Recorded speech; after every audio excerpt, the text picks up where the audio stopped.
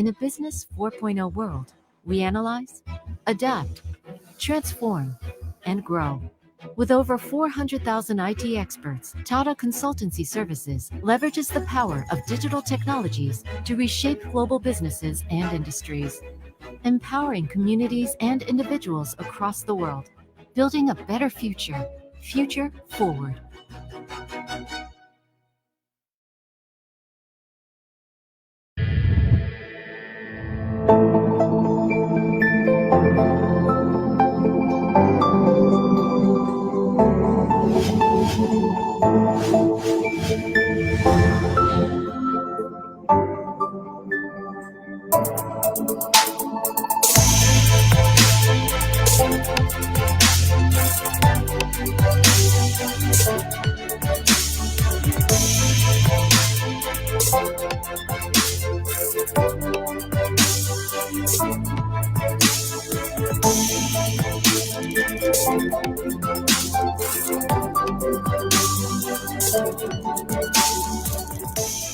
AMTI, a digital transformation enabler that helps businesses today.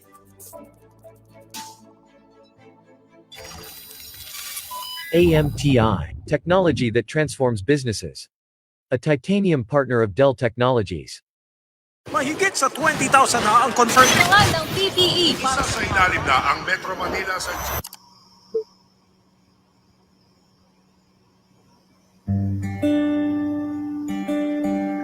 Wala na. Wala munang mga food court at fiesta. Meron namang lutong bahay. Wala munang window shopping. Meron namang free shipping. Wala munang happy hour. Pero may isang oras pa. Tulog pa tayo. Wala muna yung aircon at only coffee sa office. Pero andyan yung dream office mate natin. Biruin mo, wala munang quiz night, band night, exam gift night, pati videoke night. Pero meron ng time sa family night.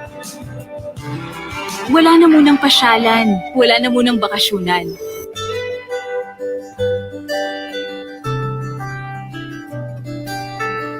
Okay lang siguro mawala lahat ng yon. Huwag lang ito.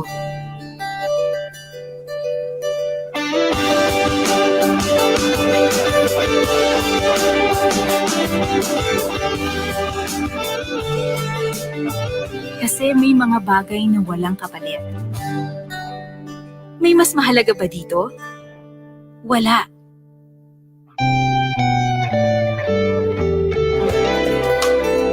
Rediscover what matters.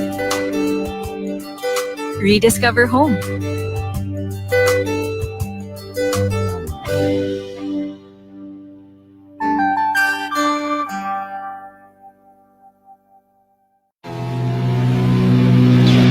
Break through a world where big data beats your worries.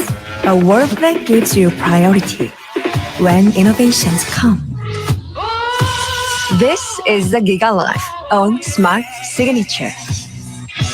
Simplified by the Philippines' fastest mobile data network. The choice is simple. Move up to Smart Signature and make your mark.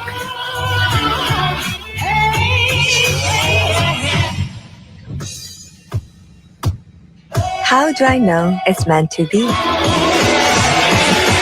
Simple, smart ako.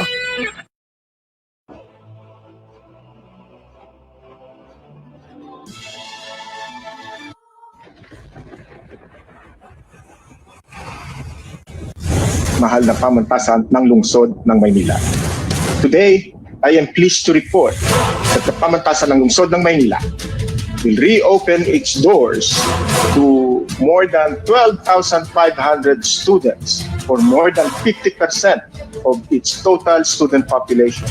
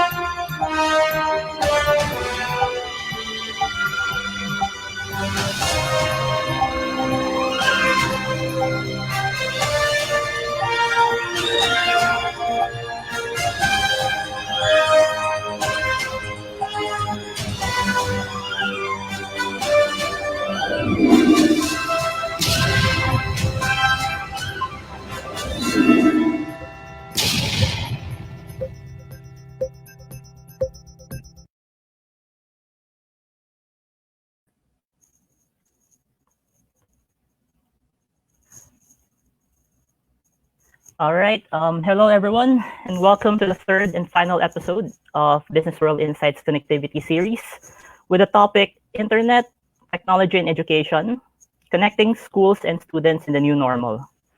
I'm Leo Uy, and I'll be moderating this session. So, with the disruption brought by the COVID-19 pandemic, has led to an increase in the adoption of technology-based modes of instruction. For this session, we'll be discussing the opportunities and challenges surrounding the broader implementation of online learning in schools amid the so-called new normal. Now, we've invited speakers from the education and information communications and technology sectors to discuss on the topic. But before that, I'd like to inform everybody that there will be an audience Q&A session following the discussions. So we encourage everyone to send their questions in the comments, in which we'll be picking some of them to be answered by our panelists. Now, without further ado, let us introduce our speakers for this session. So first up, we have Emmanuel Leyco from the Pamantasan ng Lungsod ng Maynila, or PLM. Noel is a management educator practitioner with decades of teaching, consultancy, and senior executive experience in the private and public sectors.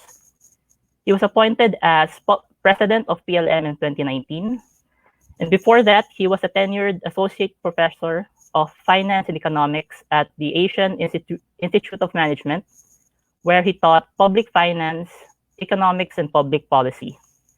He also served as the OIC Secretary of the Department of Social Welfare and Development from 2017 to 2018, and Chair of the Cabinet's Human Development and Poverty Reduction Cluster, and convener of the 50th ASEAN Social Cultural Council of Ministers in 2017. He obtained his master's degrees from Harvard Kennedy School of Government and Columbia University, as well as a bachelor's degree from De La Salle University. So, thank you for joining us, Mr. Leyco. You now have the floor for your opening statement. Thank you. Thank you to BusinessWorld for organizing this event, taking up a very important topic, internet, technology, and education, connecting schools and students under the new normal. Thank you for inviting me to share our experiences and our thoughts under the new phenomenon, the COVID-19 pandemic. So exactly what did the pandemic do to our education? It caused us to disperse. That's number one. Threatened our organization. It threw our structures in shambles. No more meetings, no more face-to-face, no office meetings. And in organizations that are so used to conducting their business through a face-to-face environment, I think this is really like pulling the rug under your feet. Public organizations experienced it harder, at least for us. We have to observe protocols that need to be followed, particularly in procurement, decision-making. And for us, the major impact of this pandemic was on the communication, our ability to communicate with each other among the administration staff, faculty, and students. Our infrastructure was all of a sudden, many of them became obsolete. For example, with 12,500 students now at PLM, we always said that our campus ground is a wealth to us. Now that face-to-face meetings are not allowed, our classrooms, our audiovisual rooms, our theater, our small theater, all of a sudden, they became unusable. And our learning delivery, where faculty used to come to the classroom on time and spend an hour and a half teaching our students, all of a sudden, that is no longer possible. For teaching, learning environment must include engagement with the students. You have to look at them. They have to look at you. You have to read their body movements. If they are listening, if they are learning, if they are interested, you have to adjust. We need to come up with materials that are relevant to them, that are interesting for them, which made it very, very different under an online environment. While we might be used to presenting and using PowerPoint slides, today, that is not the absolute substitute. We can still use PowerPoint slides, but then we need to engage the students. How about our lecture? Our lecture used to be classroom-based, but now put yourselves in a situation where the faculty is talking in front of the camera. teaching is not just talking. Teaching is communicating with our students, and the students communicating back to us. So, what did we do? Off the bat, when we learned that the pandemic would already disallow face-to-face meetings, we immediately switched to online platforms. But then we learned that the students are not able to follow. We were getting comments, we were getting messages that the students are getting disconnected, and our faculty members are also not used to presenting before a camera. So I think about a week later, we said we will discontinue online learning. And this was followed by our decision to adopt an alternative grading system where we gave passing marks to everybody. First, we did not have any basis to evaluate our students. We did not even make it to our midterm exam. And so it was like, what will you base your evaluation on? We also said that our students, they still need to come up with the requirements before graduation or before taking the board exam. As you know, Pamantasan ng Lungsod ng Maynila participates in a number of board exams given by the Professional Regulatory Commission. We have medicine, engineering, architecture, nursing, physical therapy, and many other similar board exams. And therefore, they needed to fulfill requirements. But how can they fulfill those requirements if we are not allowed to come back to our campuses?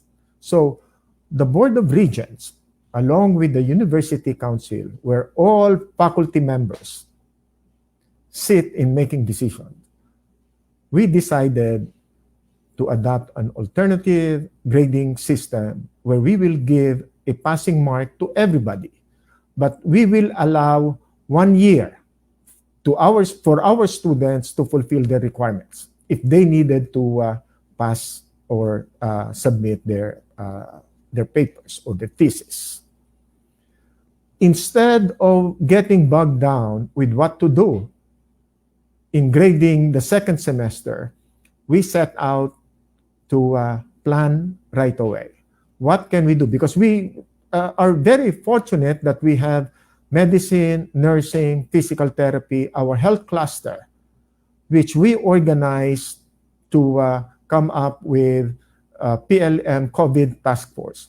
They gave us advice, they gave us foresight, they gave us projections. And it looked like the pandemic will last throughout the school year and perhaps even the whole of calendar year next year. And therefore, we used that time that we had to plan for our digital platform. October 5, as I mentioned earlier in that clip, we opened our virtual campus, our online classrooms to 12,500 students, a lot more than we accepted last year. Definitely, we are facing a lot of challenges, but at the same time, we are also able to maximize the extent that our technical platforms, our digital platforms will be able to reach. 12,500, but right away, we already know that there will be many who will not be able to connect on a sustained basis. Many of our faculty may not be able to adjust immediately. Many of our students may not be able to even connect. And therefore, we also said that we need to have at least 10% attendance, 10% connection in order for us to make an evaluation, an assessment, and by all means, PLM has already accepted. Online learning will not be the same as face-to-face. However, we believe that online learning will become a continuing part, even after this pandemic. Online learning will become part of our learning platforms. We are able to connect with international schools, international faculty, international students without leaving our campuses. And therefore, we are looking forward to getting interaction or having interaction with international universities. We will invite international faculty. We will also open our virtual classrooms to international students so that our own students will have that experience of learning in an international environment. I think, in closing, I'll be open to questions later on. But I think that the challenges that we are facing right now will be very difficult, particularly with the technical aspects and also the economic aspects of it.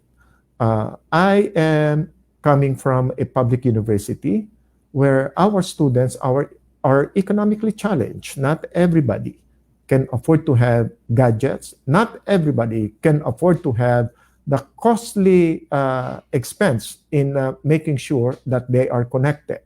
But there are also opportunities. And therefore, I would like to air out our call that for online learning to be effective, there must be free access to internet, free or low-cost access to internet gadgets, computers, smartphones, because this will make the difference between who will fail and who will succeed under the new normal.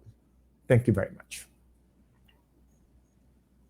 Thank you for that, Mr. Leyco, for your opening statement.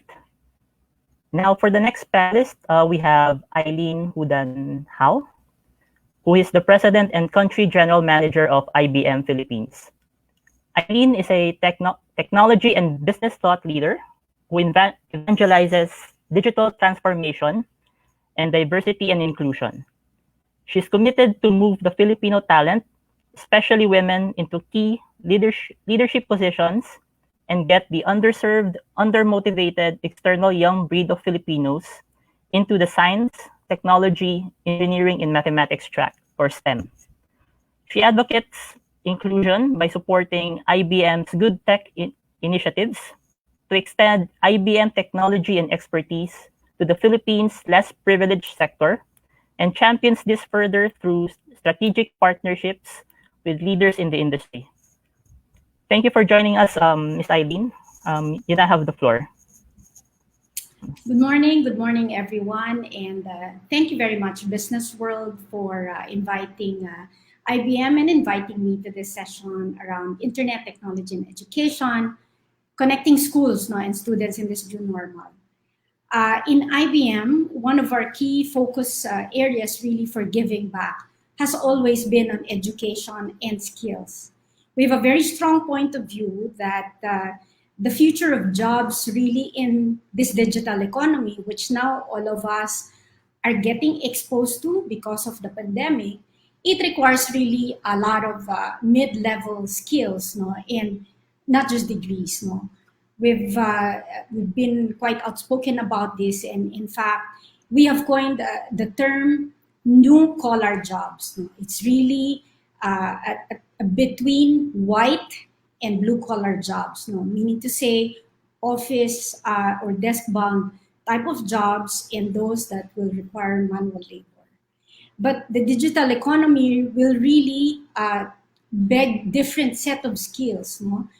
We are talking about cloud computing, artificial intelligence, cybersecurity, and a good number of these. In fact, it also is on us to really look at a new set of soft skills. So some of these are around creative problem solving, critical thinking, design thinking as some of the methodologies, and in fact, even mindfulness. So if you look at all of this, right, the way IBM has addressed this, let me just share with you a few of the programs. And the core of that is what we call, first one is what we call PTech, or Pathways to Technology for Early College High Schools. So they started out as a program for IBM in 2011 in New York.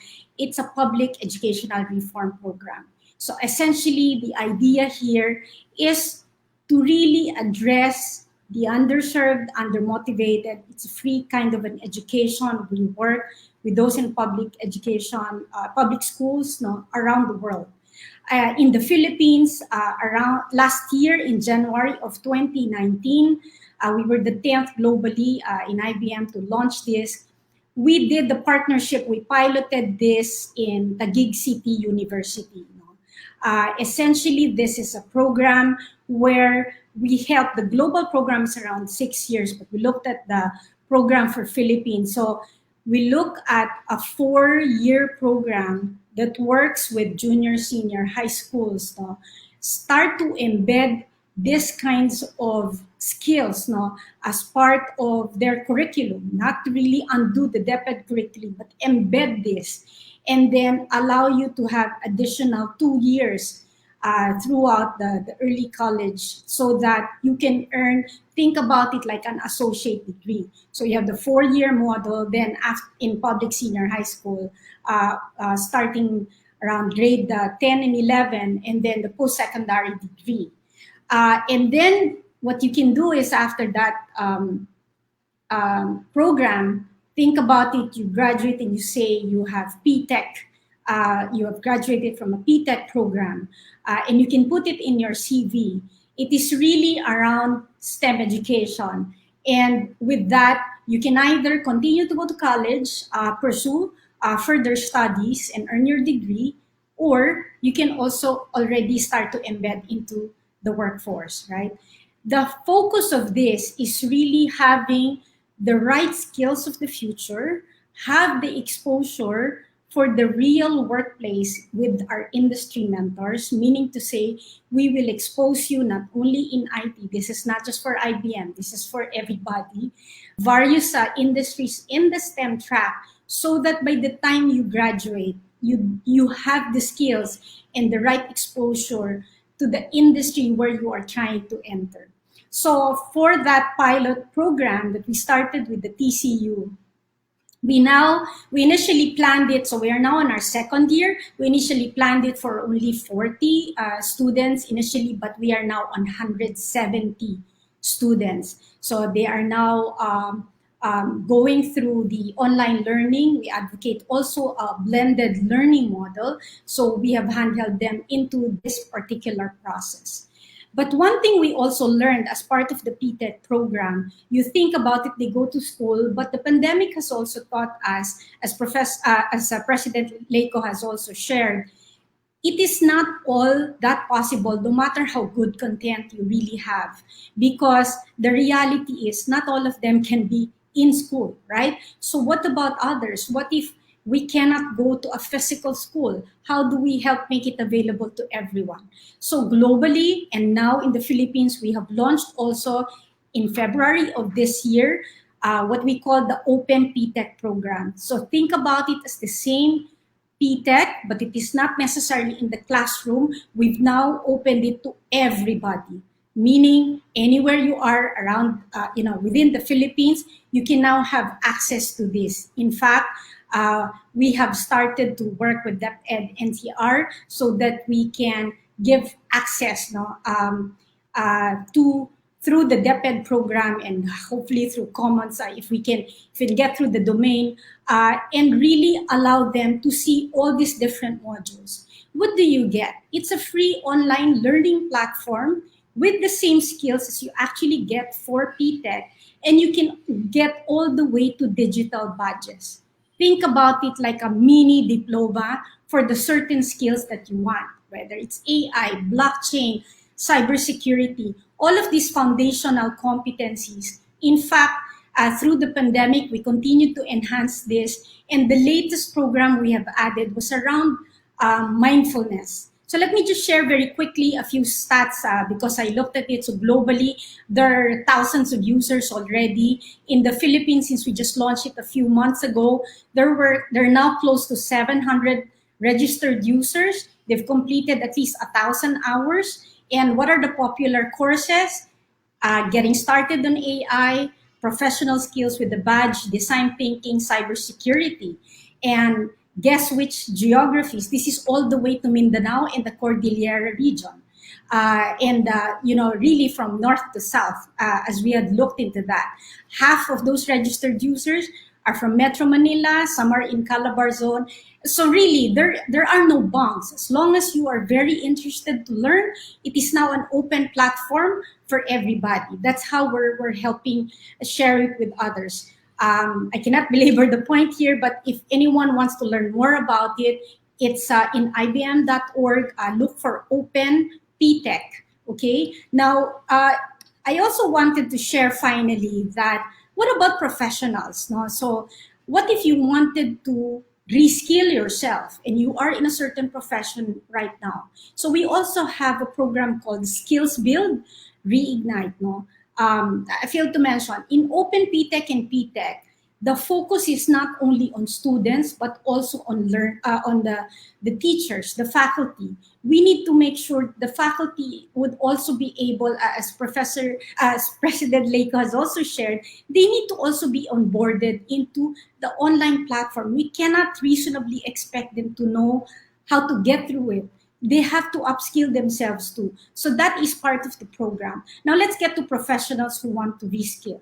So there is also an open, available platform for all of them. It is free. It's called Skills Build. So this one will allow learners to have a curated path on very focused learning around similar skills and really allow them to get new potential career paths that they probably did not realize was possible before. So think about it as really self-paced multimodal learning that we can make available for all. So with that, I will be happy to also answer any further questions later on. But I do want to share all of this PTech. If you're interested to do it as a public-private partnership and you are from an LGU and you have industry partners who can start to work with us, please connect with us through ibm.com through the Facebook or look up ibm.org for PTech and Open PTech, and we'll be happy to share more of these programs with you. Over to you, Leo. Thank you, Ms. Aileen, for that opening statement.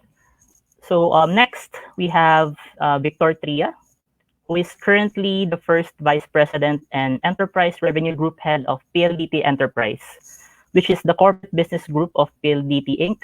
that serves top-tier enterprise customers.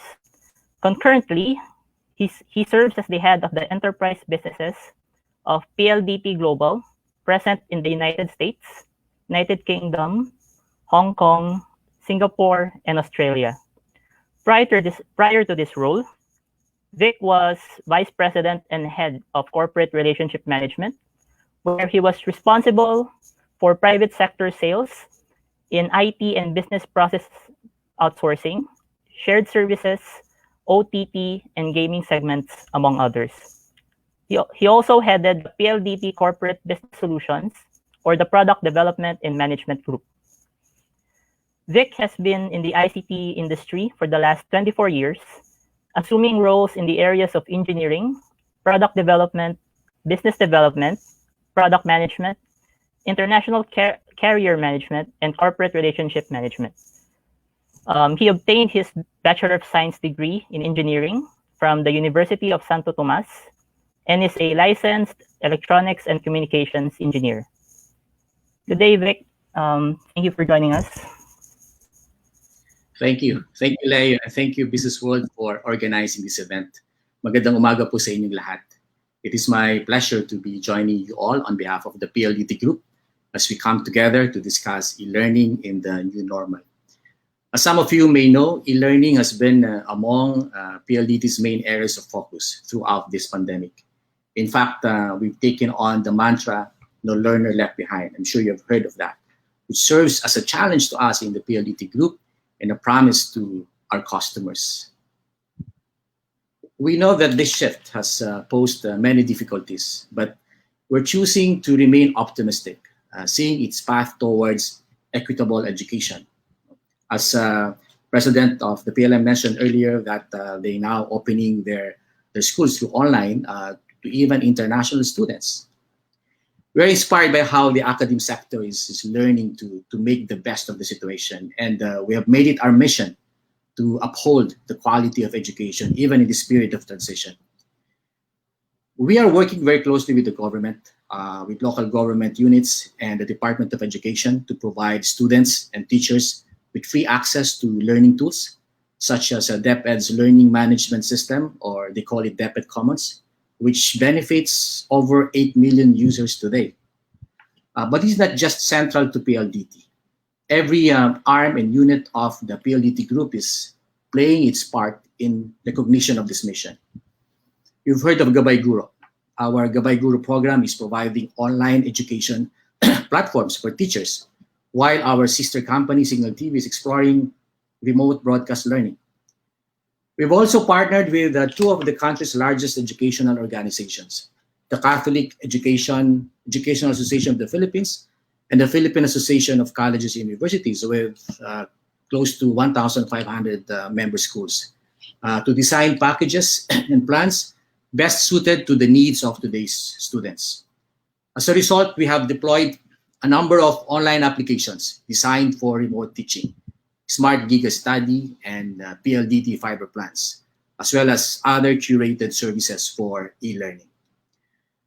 Also, together with Microsoft and Google, for example, we have deployed over 250,000 of these education collaboration licenses over the past 3 to 4 months, allowing schools today with the means to better connect with students. So this is the platform they use for learning management system today. And to support all of these initiatives, we have expanded the capacity of our network significantly. We are with you on this one, both fixed and wireless, by more than 40% over the last 6 to 8 months, which is unprecedented. We're also focused on improving our other capabilities, such as 5G and cybersecurity, to better cater to today's students. You know, e-learning solutions are quickly evolving and are beginning to become more sophisticated as the sector likewise begins to adopt new methods of learning. We recognize that we must remain agile and proactive, which is why we are here this morning to keep this discussion going. We are very committed to enabling the sector and reframing the way we as a society look at education. Looking forward to our Q&A. Thank you and a pleasant morning to all. Thank you, Vic, for that statement.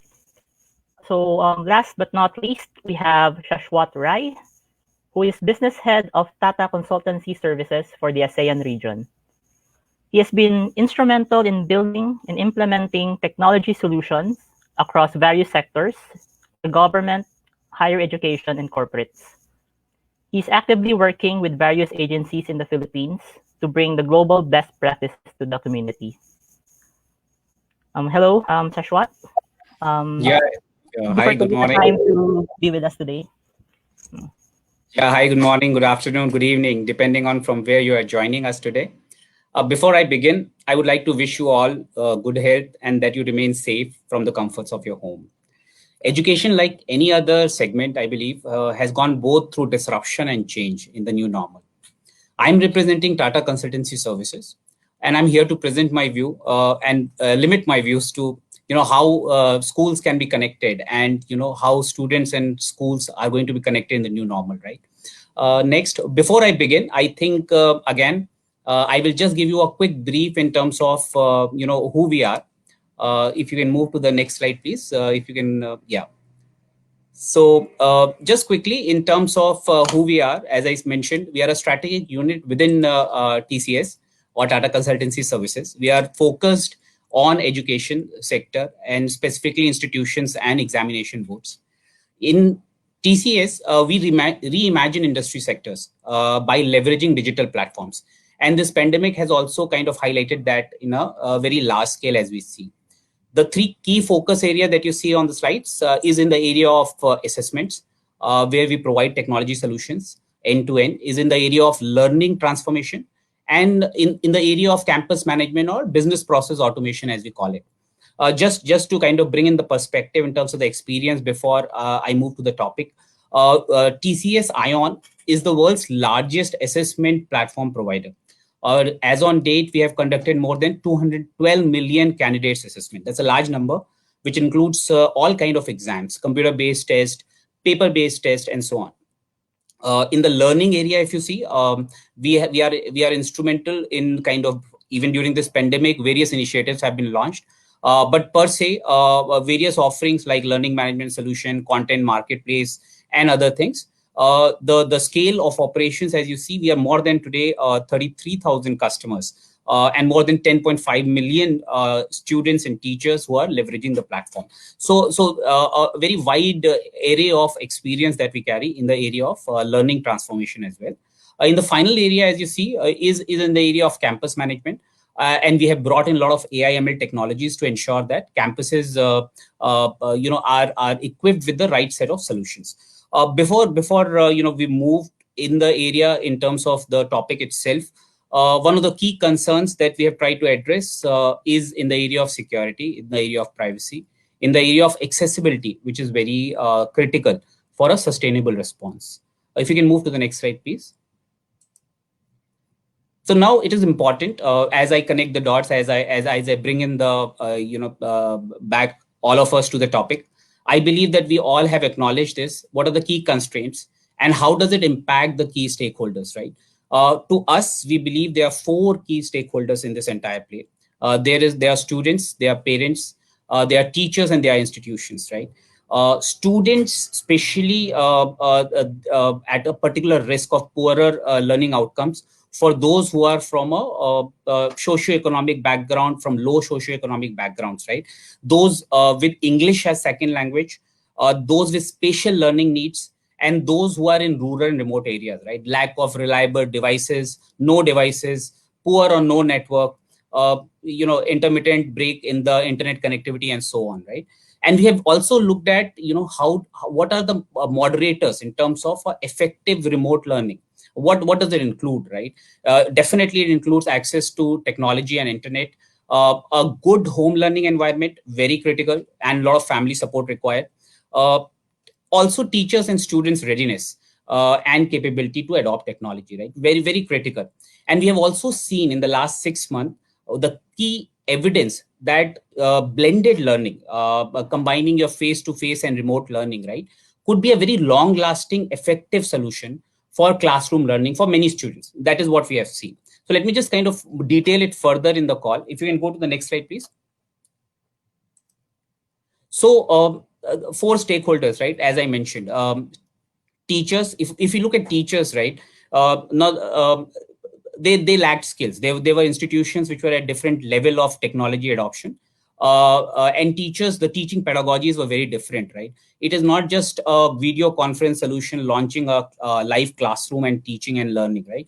It had to be a modern teaching pedagogy embedded with the technology solutions. So when we look at teachers, how do we enable them with the skills which are required to impart online education? When we look at students, I believe I call them digital natives. They have so much access to personalized education as well as on date. So how can schools or how can classrooms, bring out, the kind of personalized learning experience that a student requires? Very critical to understand that. We'll detail it as we move further. Parents, so I think it's been a journey for all of us who are parents who have students going to the schools, to sit with our students, to sit with our child, to ensure that they get the maximum out of this particular experience. It's been a journey. So there's a lot of understanding on how the parents can adopt this technology as well as required. For institutions, institutions are definitely looking at models which are more learner-centric, where learning is continuous. That is a very key problem statement that they are trying to solve. So let me just probably detail more on in terms of how institutions are moving. If you can move to the next slide, please. Right. So let's reimagine classrooms, right? Let's reimagine institutions, how institutions have to design this pedagogy, which has to be creative. The entire stream of activities,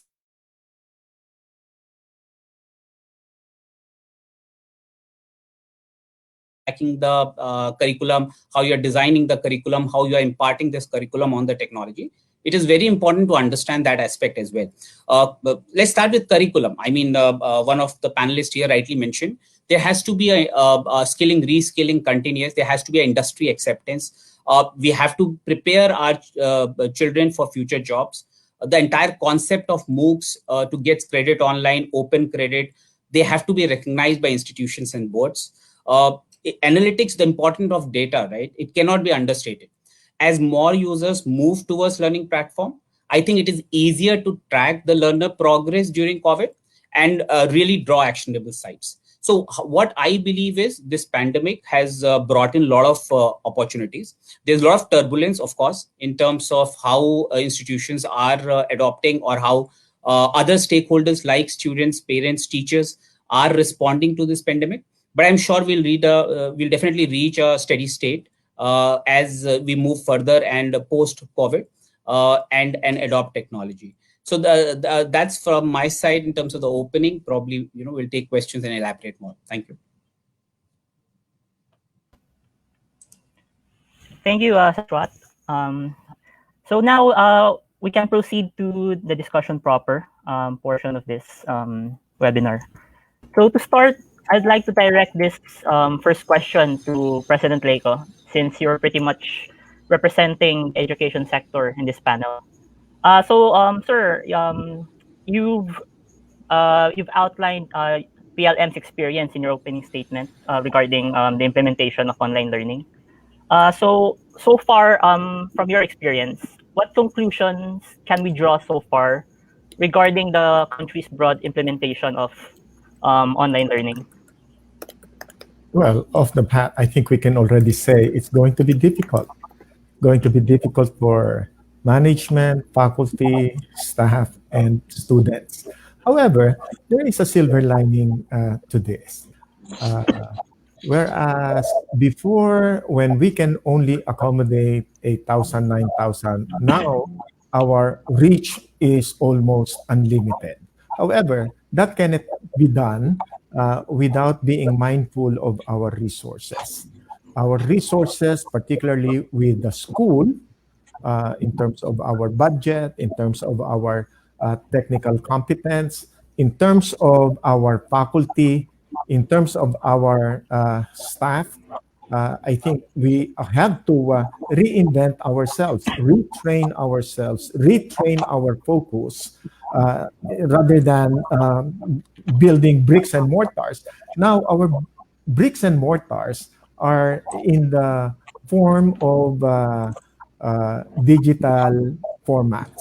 So we have to reorient ourselves. We have to reconfigure. We have to reset. Our old protocols no longer apply in terms of our students, engaging them face-to-face. That will come, I think, on a much, much later date. However, in terms of the opportunities, like I mentioned earlier, opportunities abound. All of a sudden, sovereign borders came down. We can now access learning materials from abroad, from the best schools. And I think the likes of Ivy League universities have already opened the resources to the larger public. I think that is an opportunity for many universities. However, we have to realign ourselves. We have to make sure that our faculty, our staff, and our students are also aligned with those openings. And also, we cannot assume that everybody will be able to connect. I think very, very early on, We already witnessed students last week when we reopened. Many of our students were getting disconnected along the way. So we also allowed our students to turn off their videos while attending online sessions. No? But I think the major challenge now is that what we used to teach may no longer be relevant. When the students come out, when they go out and look for jobs, what they were trained for under the old paradigms may no longer be in demand. They may not be able to find jobs where they were they were trained to do while in school a few months ago. Many of the economies around the world, companies in the Philippines and around the world, are already reconfiguring themselves. Many of the transactions in the financial community, in other sectors, they're already being done online. And if you are not adept with online technology, you will be left behind. It's not just getting left behind because you do not have internet or computer, but also the relevance of your education. If you have not, and this is, I think, will hold true for many educational institutions. If we have not already recognized that many of our teachings, many of our curricula are no longer relevant, I think we will be left behind. Now is the time for us to reset, reorient, reconfigure ourselves, and also make sure that we are in line with what's happening in the outside world, in our economy. How is the Philippine economy, for example, going to come back? How are we going to restore economic activities? Many of our factories, many of our offices, many of our stores may not open.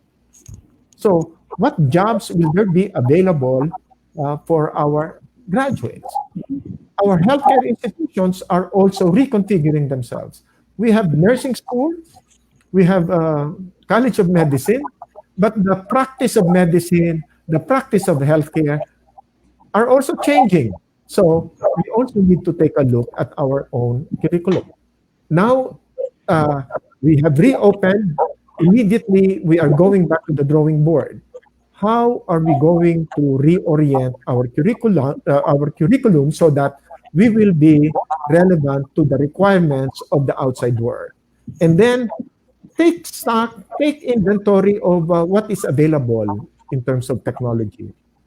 I am glad IBM is here, PLDT is here, Tata, all of you are here because schools will be dependent on the technology that are made available, the technical expertise, the new fields of expertise that are introduced, which we can also adapt and adjust and teach our students given the new technology that are available. Right now, our radar, our eyes, our ears are wide open to detect what's happening in the outside world. We are now basically online. Many of our online existence will continue. I think that is going to happen without a doubt. Many of our transactions that are done online, if the pandemic ends, do we go back to the old practices? I don't think we will.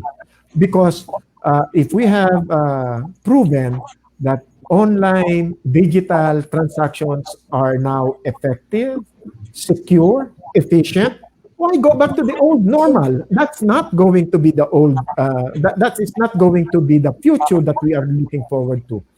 Our future is not to go back to the old normal. Our future is to look forward to something that will make things available, secure, and safe for us to do. And I think we need all hands on deck. Education is being reinvented, being reconfigured, but your technology will have to be relevant to the current times for us to be able to move forward. Financially, many of these, of course, will cost money. And that is why I thought that among the panelists, we should have included here government, but perhaps due consideration is given that our budget is still being discussed. But I thought that this is the most timely occasion for us to talk about, is the budget going to consider free access to internet, free gadgets to public school students or those who cannot afford it? Investment in technology. I was thinking that when we are talking about infrastructure, highways or highway infrastructures, we should now take into consideration, while EDSA probably will remain as a point of congestion for us, information highway is getting congested. October 5th, when we reopened, we also saw broadbands getting plugged. Our students are saying that they couldn't get in, and we couldn't understand why. And I think our IT people can also discuss that. We need to broaden our information highway. We need to broaden the infrastructure. We also need to broaden access for education to succeed. Otherwise, our online education will be a poor substitute to what we used to have. And we will only graduate students who are probably half-baked, and that probably will have skills that are no longer relevant.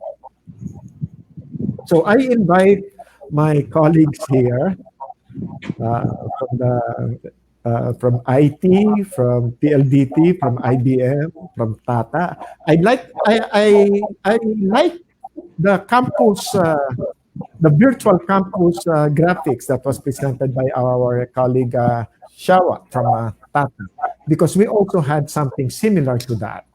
We are now drawing graphically what PLM virtual campus is like, where the main entry gate would be an app.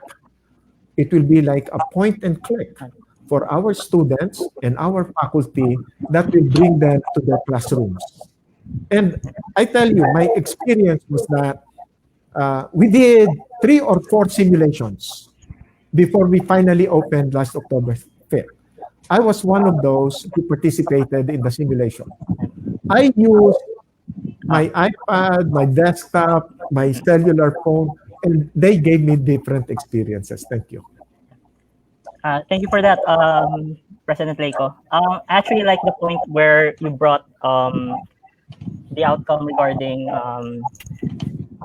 delivering, the point where this is beyond just having the information across online. So you're talking about the impact it will have on jobs, on the curricula, on the school system overall.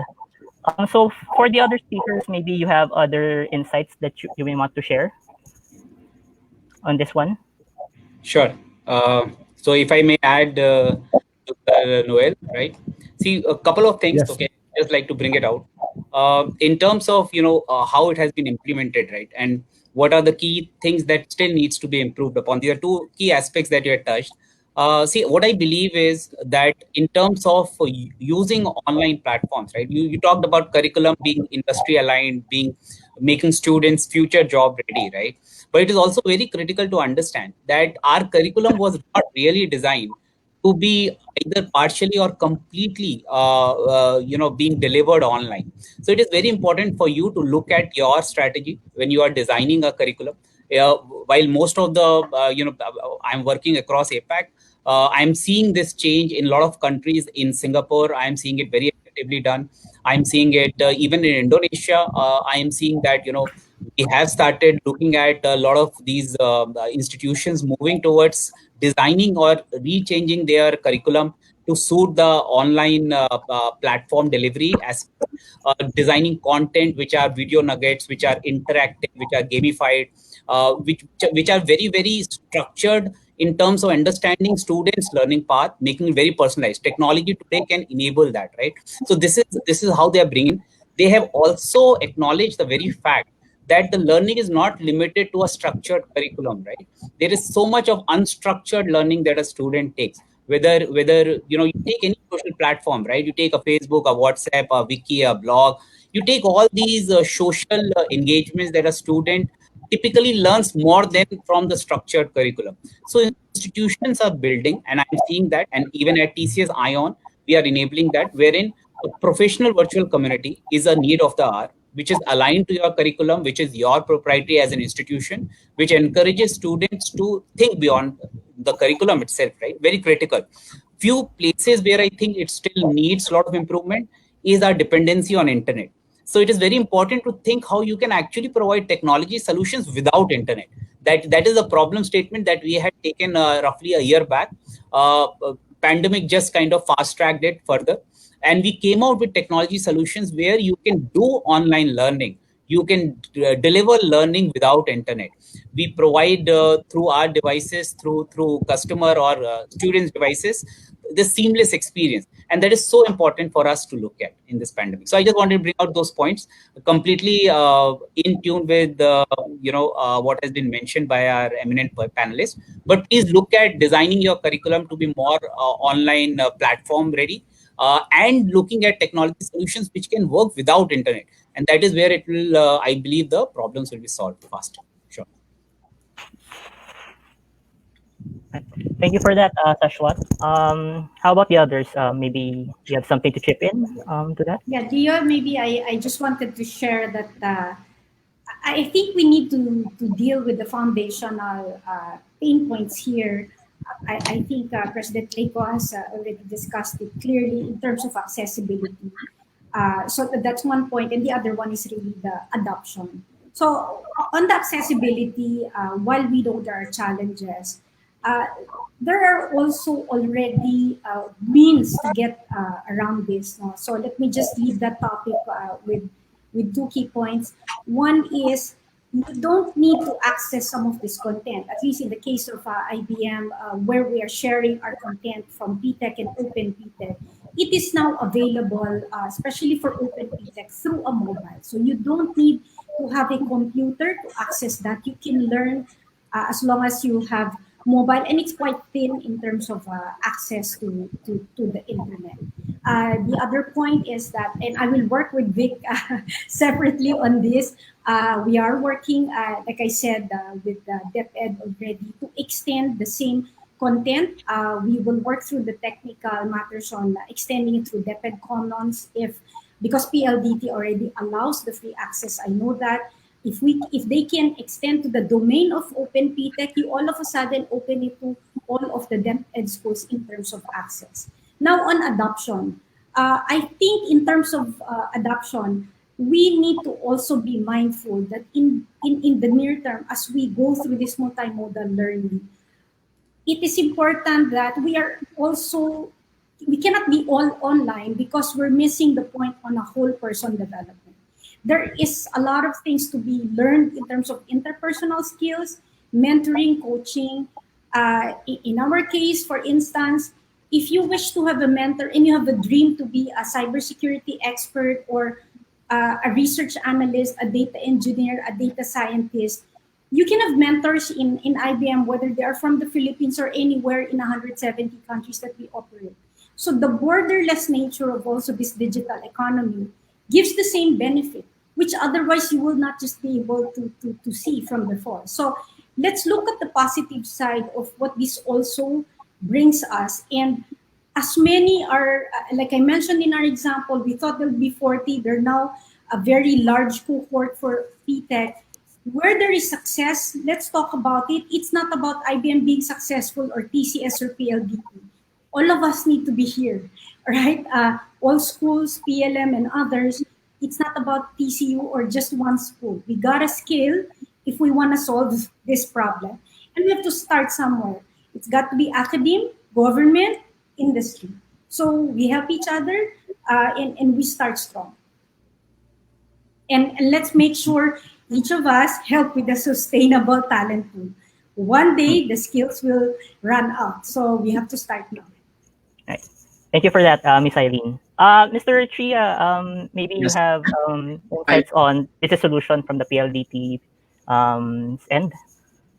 Yes, Leo, if I may add to that, and continue on the point that Aileen highlighted, especially on the pain points of online learning, which also President Leyco highlighted earlier.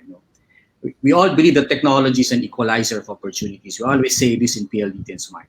And this pandemic has shown us how vital our business is moving forward. Because of this, we've made it our top priority to fortifying our network. I think that's the question that we always want answered. We always want assurance. There is a continuous network enhancement and expansion in residential areas to support the shift to work from home and study at home.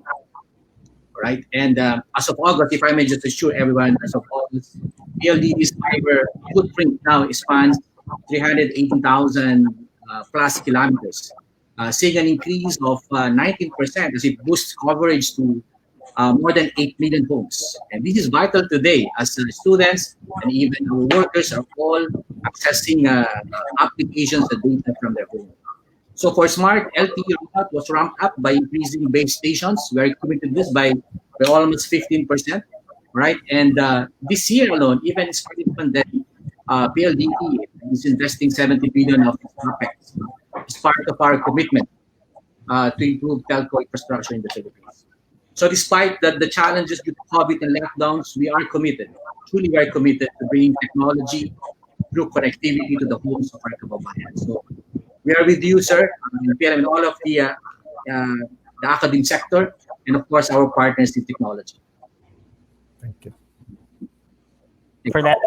So I'm glad you all brought the issue with regarding pain points of online learning, because the discussion apparently revolves around having the students and teachers interact seamlessly through the internet. So that said, are there other business solutions that your respective companies have come up with to help these stakeholders in the education sector regarding online learning? Sure. Let me start with that, if I may. Sure. Right.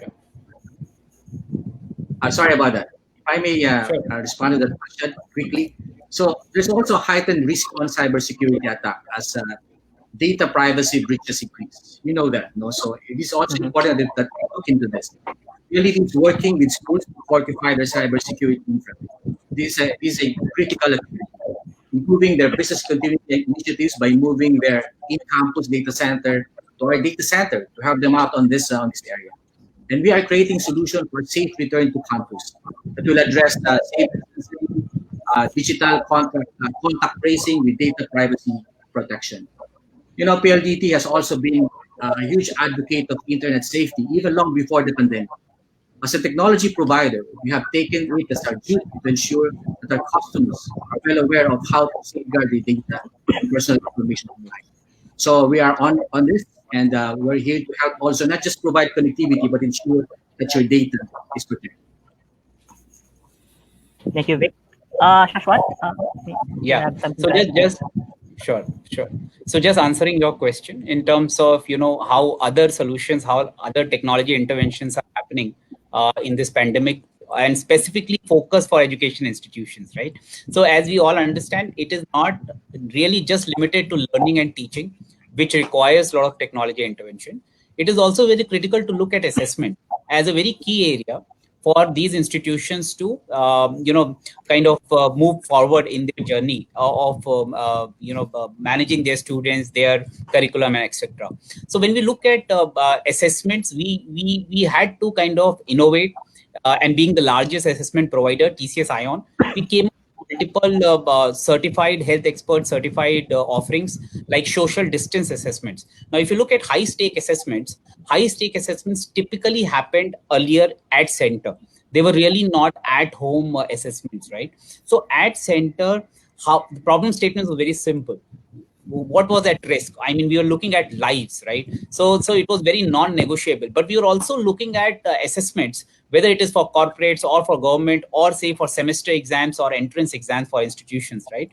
How do we make these assessments more secure? Was the problem statement. So that is one area that we innovated. We brought in a lot of technology solution towards that. We enabled centers with all these health kits which were required.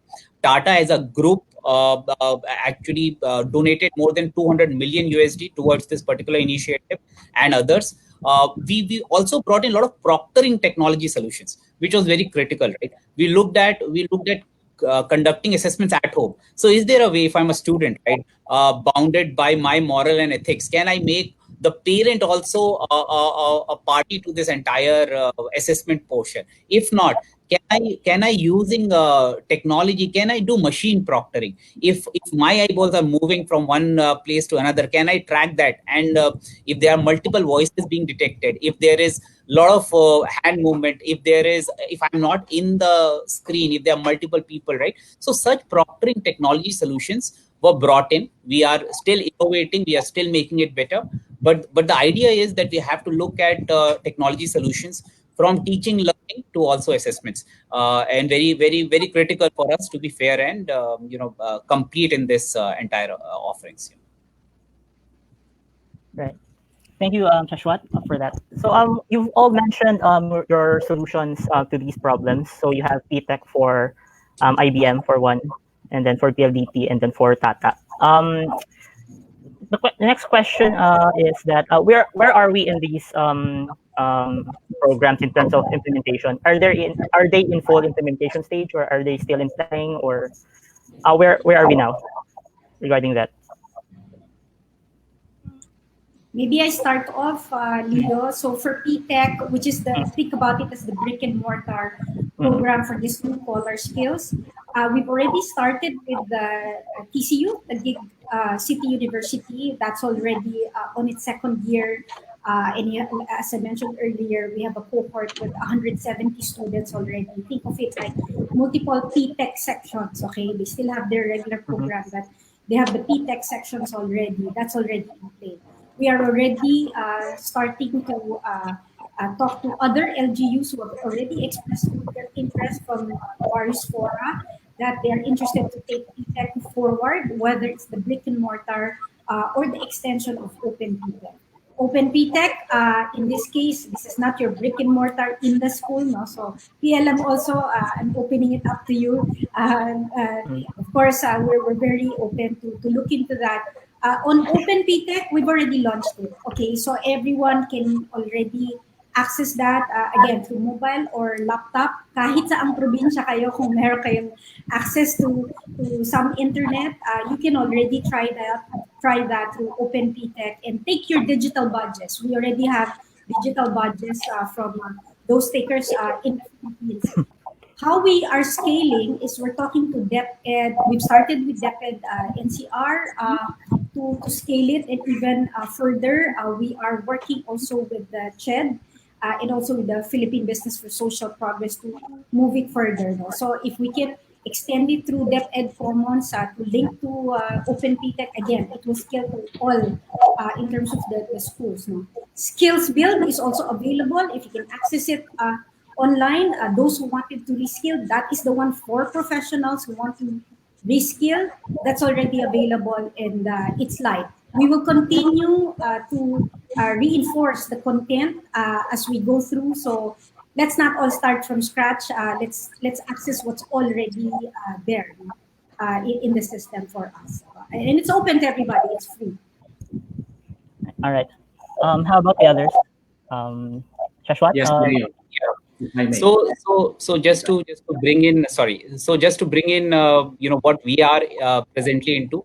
So as soon as we realized that classrooms were getting closed, and you would have seen, right, across the board there was disruption. I mean, throughout, disruption and change is what we experienced. We all experienced in various sectors, even in education. And you look at data, right? More than 91% of the overall student population, right, could not go to school by April. So it was huge data, okay, and we were estimating from UNESCO, stats. We were looking at more than 11 million girls never returning to school, right?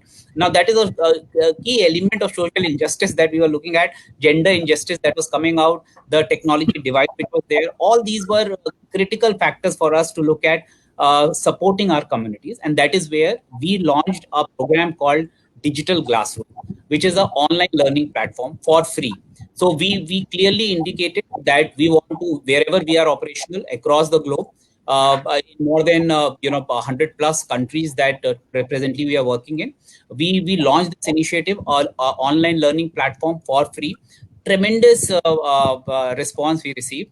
Close to 33,000 institutions onboarded, more than 10.5 million learners onboarded on this. And I believe, it was very critical because we were already in this area for last 10 plus years. It was critical for us to acknowledge the very fact that these technology solutions are expensive.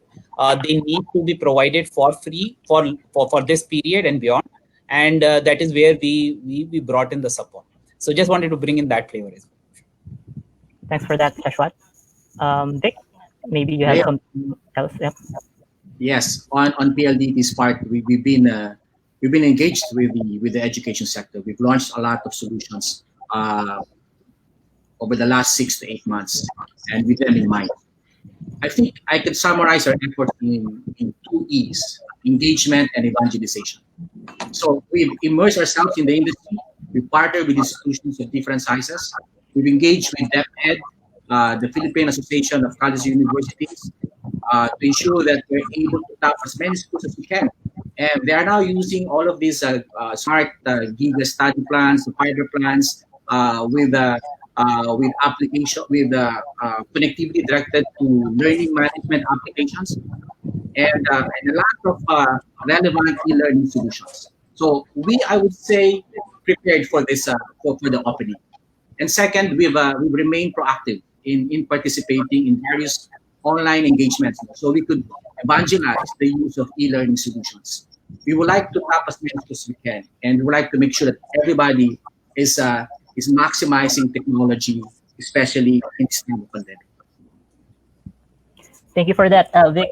Mr. Leyco, we've all so far with the discussion regarding pain points. Are there other pain points that maybe you think you'd like emphasized with telcos and tech companies that they should be looking into this, or they should be looking into that, aside from disconnection issues? Yes. I think we have an issue with learning management systems. Mm-hmm. It's not enough that we are connected if the platform that we are using is not responsive to the requirements of a school. So, for example, there are not that many LMS that makes it really easy for both faculty and students to get inside their virtual classrooms. So that's why I took interest in what Shaukat showed us earlier in terms of the graphic presentation of what a digital classroom should look like, a virtual campus should look like.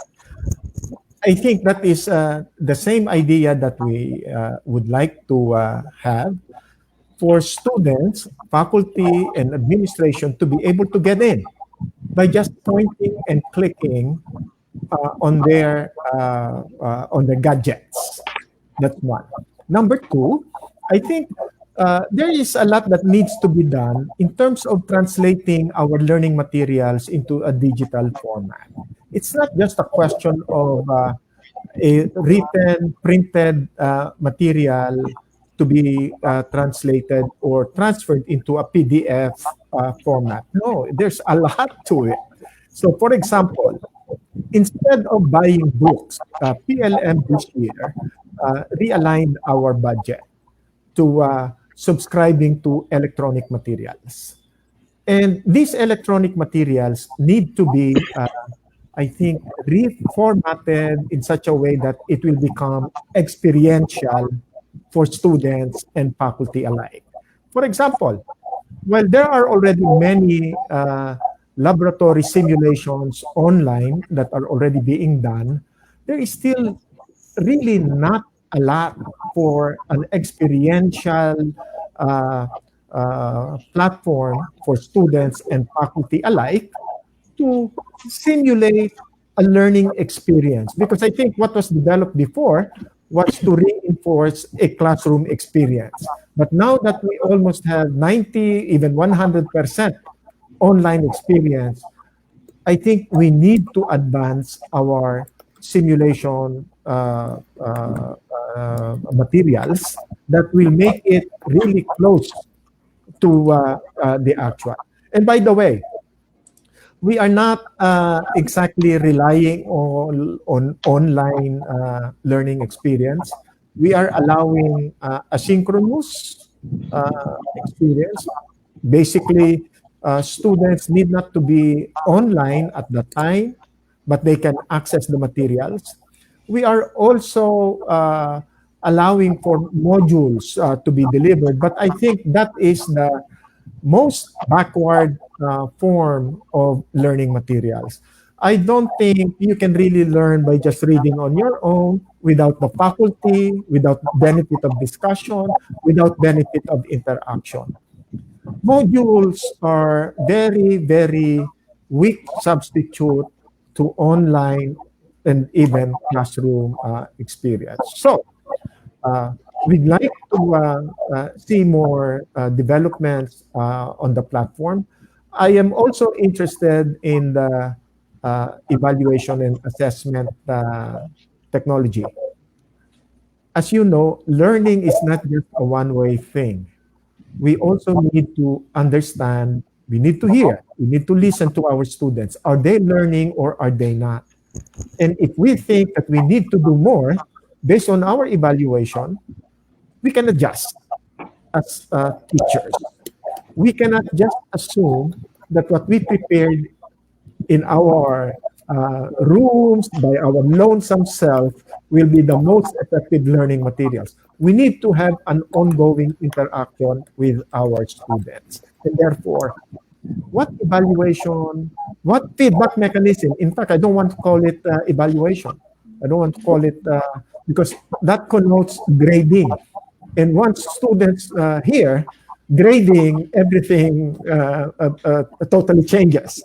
So I'd like to hear more of feedback mechanism available for online education. All right. Thank you for that, President Leyco. Regarding the what you call this? So since we talked about the plans and the pain points of online learning, regarding solutions, are there other programs that we can expect in the fourth quarter or maybe in the next year that our viewers would like to know regarding that? What are your other plans regarding yeah. See, so I'll just take that question. See, I was just listening to Sir Noel as well. So see, the point is, and as we are progressing in this journey together, right, we are building a lot of collaborative environments and building interactions within that collaborative environments. Very important. So when you're doing an assessment, you're building feedbacks around it. It's continuous. It is not really grading on a particular set of topics, but as a holistic learning that you have got, right?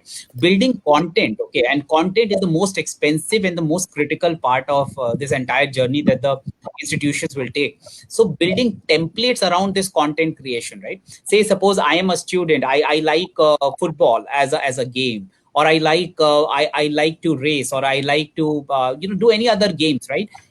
Does my platform for a institution, does my platform allow me to just simply maybe just upload an Excel and get a gamified content, right? Is there a way to create content which is more interactive and in a nutshell speaking is going to be adopted better by the students, right? While as we are getting mobile, we are totally moving towards learning which is probably to the devices which are very small in size. Important to look at your content strategy. That is another thing you will see that will happen. The third and the final area where I had stressed upon earlier as well was our dependency on internet.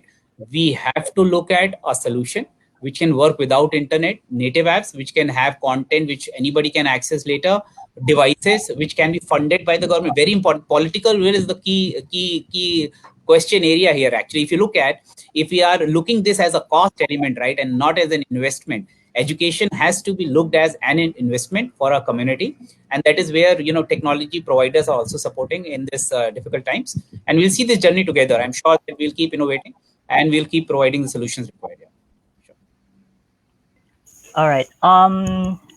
Thank you for that, Shashwat. Miss Aileen, I see that you will be leaving soon, since you have a next meeting. So maybe you can answer. You can have this question. I'll be giving you the chance to answer that question for your closing statement. Yeah, I guess I really just want to end by to share with everyone who's listening. So let's not all start from scratch. So if you are with the local government units and you wanted to start with this with the public schools in your area, don't start from scratch. Do reach out. We'll be happy to work with you in this program to see what works for you, whether it's PTech or open PTech, or even for your professionals, the skills build, even for the general education curriculum, and trust that we'll continue to do our part to work with the relevant entities and government to enhance it. The other thing is really, we encourage everyone, if you are part of the industry or any industry in the STEM track and you want to participate with a program like this, also raise your hand.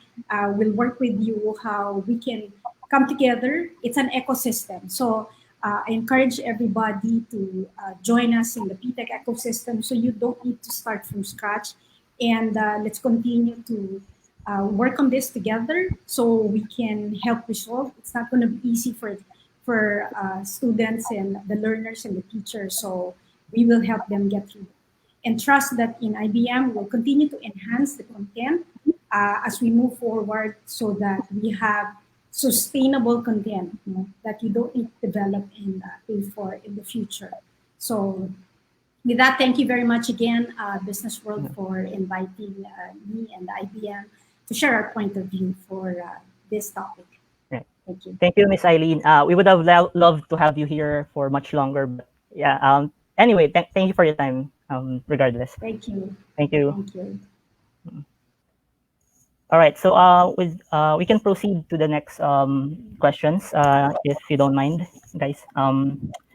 So moving on, I'd like to raise the issue of it's not an issue but a topic regarding spillover effects. So with the solutions that you guys have come up with and with the online learning pain points that we've brought up in the discussion, how will those solutions spill over to the other sectors of the economy, and how can businesses take advantage of this, knowing this information? If I may take a stab at that, Leo, just learning is not merely confined to the education sector, as continuous learning is part of other industries like healthcare, especially healthcare, retail, banking, the BPO, and others as well. So the online learning platforms and teaching methods that are adopted by other sector may also be adopted by other industries. And second, we can also look at our shift to e-learning and digital as an investment in the future workforce. Di ba, Leo? Today's students will be adept in technology like never before, elevating the standard of the working class in the years to come. Students will come into the professional world in the future with an aptitude cultivated by technology. So that is a positive moving forward for us. Right. Thank you for that, Vic. How about you, Shashwat and President Leyco? Sure. So I'll just add on to the points. So definitely learning is not restricted to only educational institutions. You are looking at learning which has to be brought in for corporates. Say organization like Tata Consultancy, we have more than 430,000 employees, and the different roles we play, the different competencies required for these roles to be delivered efficiently requires a continuous training and skilling, right? So it is very critical to look at technology, look at these platforms, how they can be seamlessly integrated with the needs of the corporates. Definitely, that is a thing. Your question around how this will spill over other businesses, I want you to look at Philippines itself, right?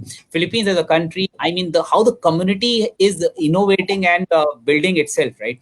You have to look at solutions wherein, Philippines, as we know across the world, you are the global capital of BPO industry, right?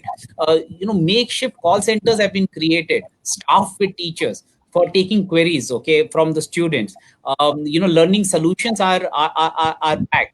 We looked at your government providing a way in terms of students to learn from physical materials still. So neighborhood cycle groups, right? They are actually delivering these materials to the households. You are looking at sari centers, right, as points where you can collect these materials and so on, right? So businesses aligned to this particular requirement in terms of supporting the communities for learning, neighborhood homes opening up for students, right, and providing a space where internet is available for students to take in. I am seeing a lot of people rising up, and a lot of businesses, small, medium, large companies like ours, continuously innovating and supporting communities in that sense. So I'm seeing those opportunities definitely coming in.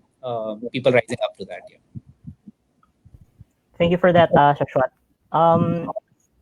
I think at this point in the discussions, we would like to hear your closing statements. For your closing statements, your answer to this question will serve as, again, your closing statement. So here goes. Basically, it's how can we prevent this health crisis from turning into a generational education crisis? Because there seems to be this threat of the young population being deprived of a year or two of education. So it's going to be a wasted opportunity if things don't get sorted out on its own. So how do we prevent that from happening?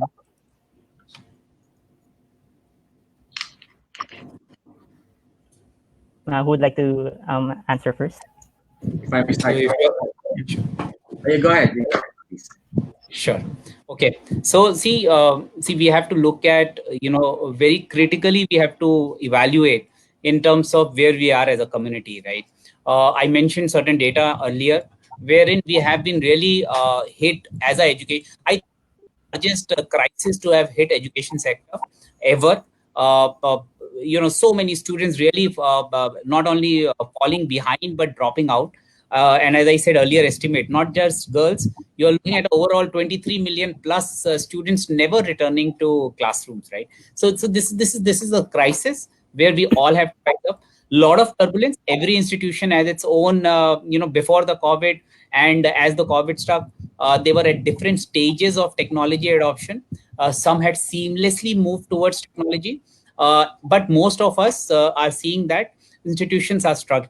So to ensure that the entire turbulence results in a very stable new normal. It's important to understand, right? The normal for us was face-to-face interaction, maybe some flipped classrooms, maybe some online learning and everything. Now it is purely online. And as we move towards opening back to schools, opening up still in a social distance environment where only few students will attend and maybe others will be in campuses or at their home, we are going to see a lot of innovations, a lot of efforts from all the stakeholders to, I believe, contribute and get us back to where we were. Otherwise, all our efforts, earlier efforts, are at risk. So we have to acknowledge it and work together to ensure that we address it. Would be my last statement on this. Thank you. Thank you, Shashwat. How about you, Sir Vic? Well, I think key to this period of adjustment is agility and resilience. We have to constantly experiment, monitor results, and evaluate. If a solution proves to be effective, implement it on a large scale. If it seems to do more harm than good, then pivot. That's the great thing about technology. It allows you to be creative and rethink the way you do things. From what I've noticed, those that are able to successfully navigate through this period are those that have been able to really understand the needs of their students and teachers. It definitely hasn't been easy, but what we have today is precedent to the new standard of learning. And we must take it upon ourselves to shape this future to have the best possible outcomes. There's really now, it's a massive shift to online learning. We cannot escape this. Children who will start school from now on will grow up to be leaders in the digital world. And it is the technologies we deploy and implement today that will set the groundwork for this. The PLDT Group will continue to work with the academic sector in its quest to rethink the ways we educate and ensure that no learner is left behind. Thank you. Thank you, Vic, for that. And lastly, we have you, President Leyco, for your closing statement.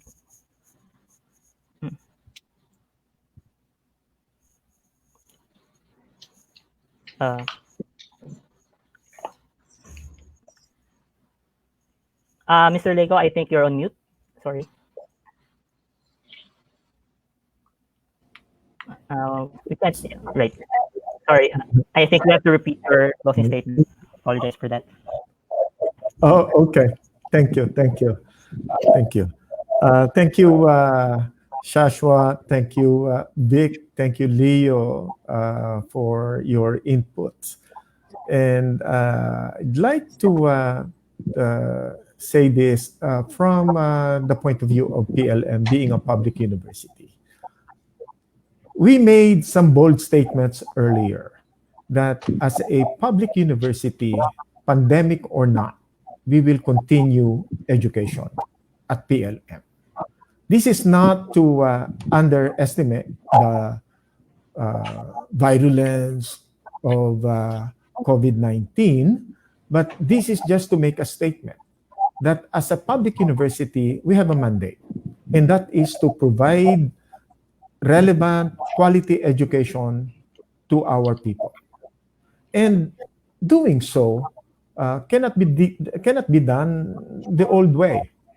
What changed was the method, the mode, the platform, but our mandate has not changed.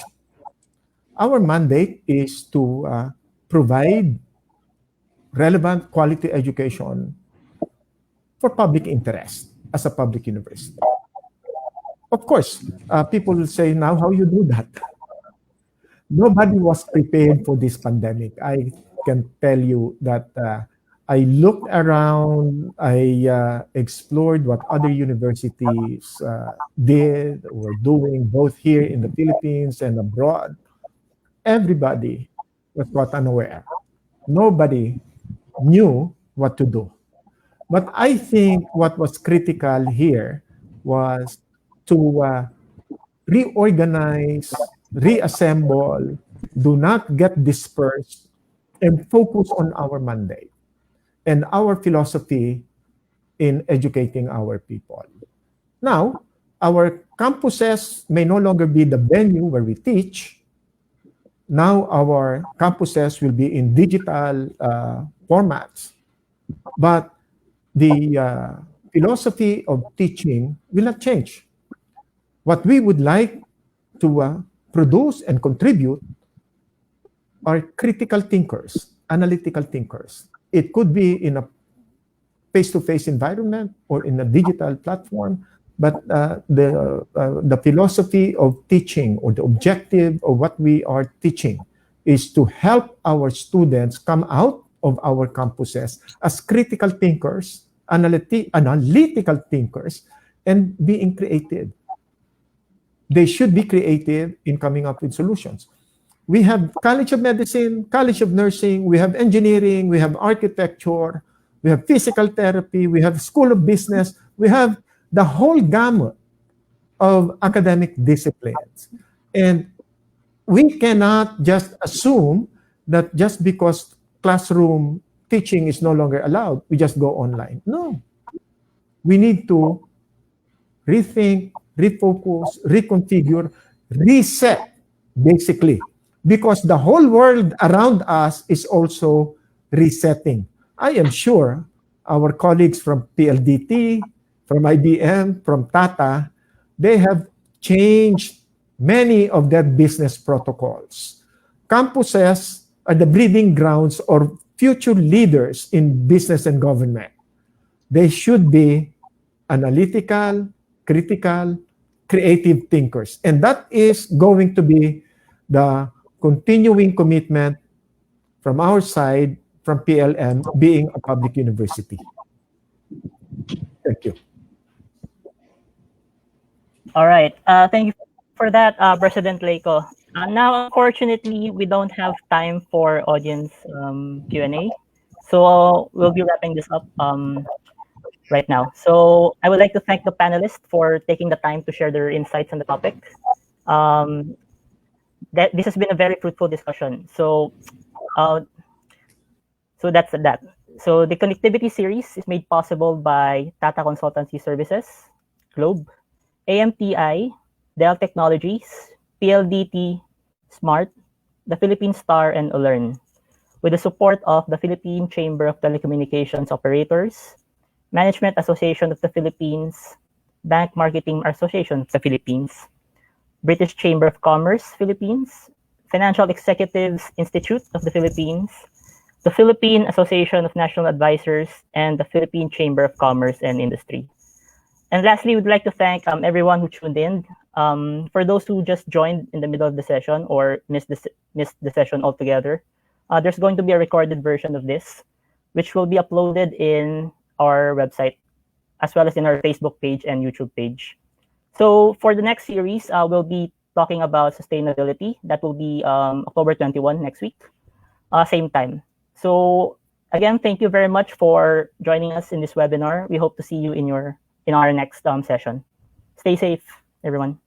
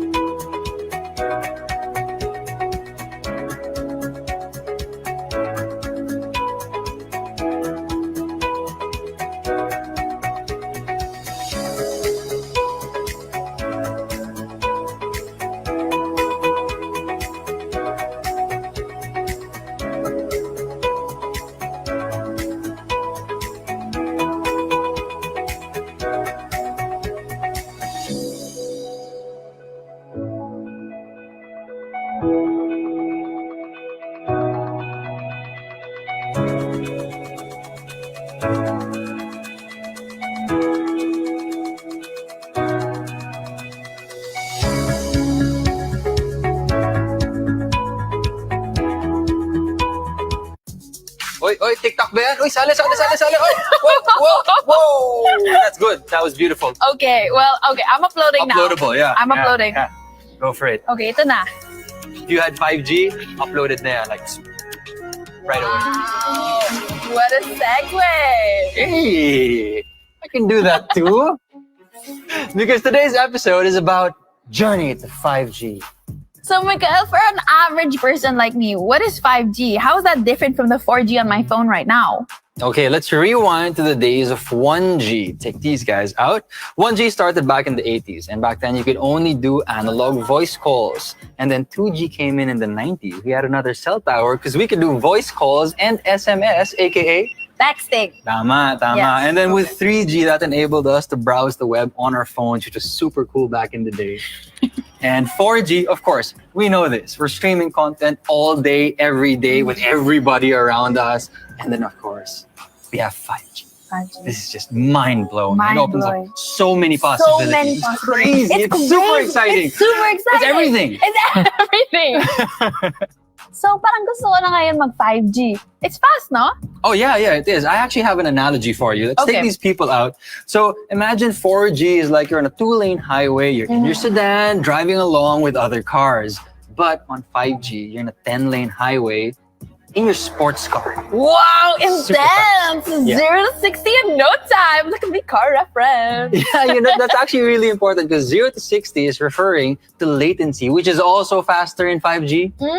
Let's go back to the car. One more analogy. I got you. So if speed is referring to how fast the cars are going, latency is referring to the driver's reaction to when the stoplight turns into green. Okay. Super quick. Not as quick. Sounds awesome. So my Instagram videos are gonna be crisp. Yeah, they're gonna be super crispy, but 5G does have its drawbacks. Okay. Is that 5G has a shorter range, which means it requires more base stations to cover the same number of people in one area.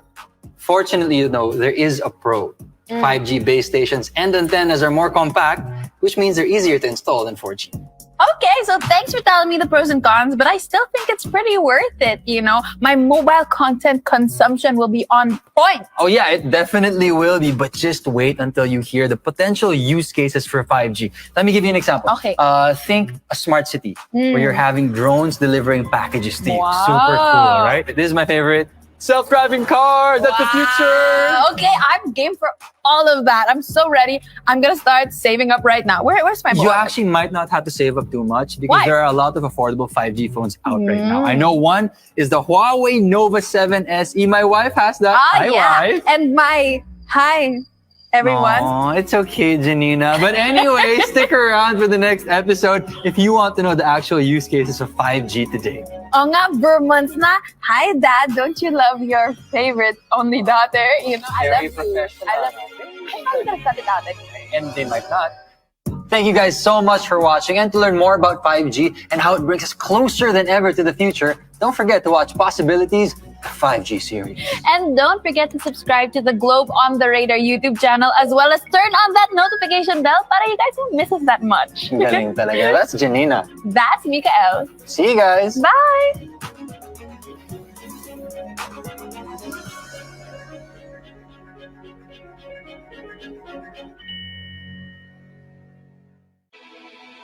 In a Business 4.0 world, we analyze, adapt, transform, and grow. With over 400,000 IT experts, Tata Consultancy Services leverages the power of digital technologies to reshape global businesses and industries, empowering communities and individuals across the world, building a better future, future forward.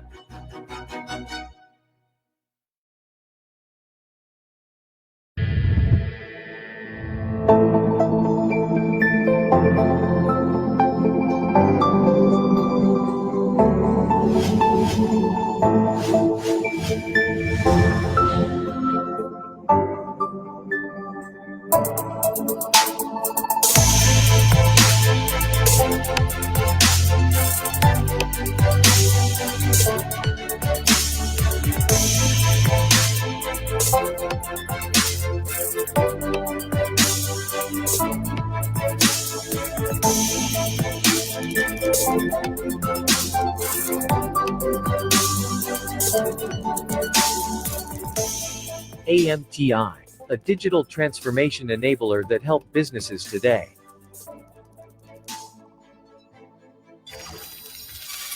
AMTI, technology that transforms businesses. A titanium partner of Dell Technologies. Mahigit sa 20,000 na ang confirmed. ng PPE. Isa sa ilalim na ang Metro Manila sa...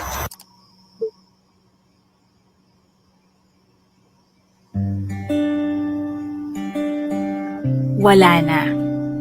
Wala munang mga food court at fiesta. Meron namang lutong bahay. Wala munang window shopping. Meron namang free shipping. Wala munang happy hour. Pero may isang oras pa. Tulog pa tayo. Wala muna yung aircon at only coffee sa office. Pero andyan yung dream office mate natin. Biruin mo, wala munang quiz night, band night, samgyup night, pati video night. Pero meron ng time sa family night. Wala na munang pasyalan, wala na munang bakasyunan.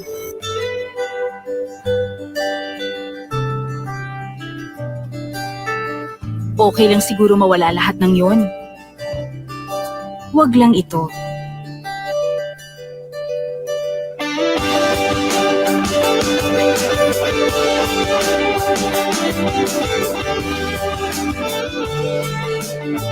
Kasi may mga bagay na walang kapalit. May mas mahalaga ba dito?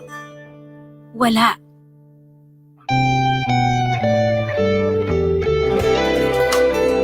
Rediscover what matters. Rediscover home.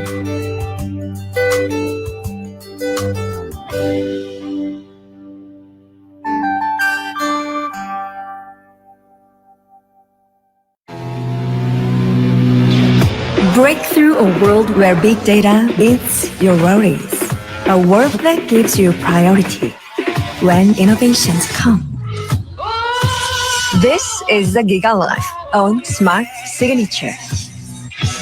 Simplified by the Philippines' fastest mobile data network. The choice is simple. Move up to Smart Signature and make your mark.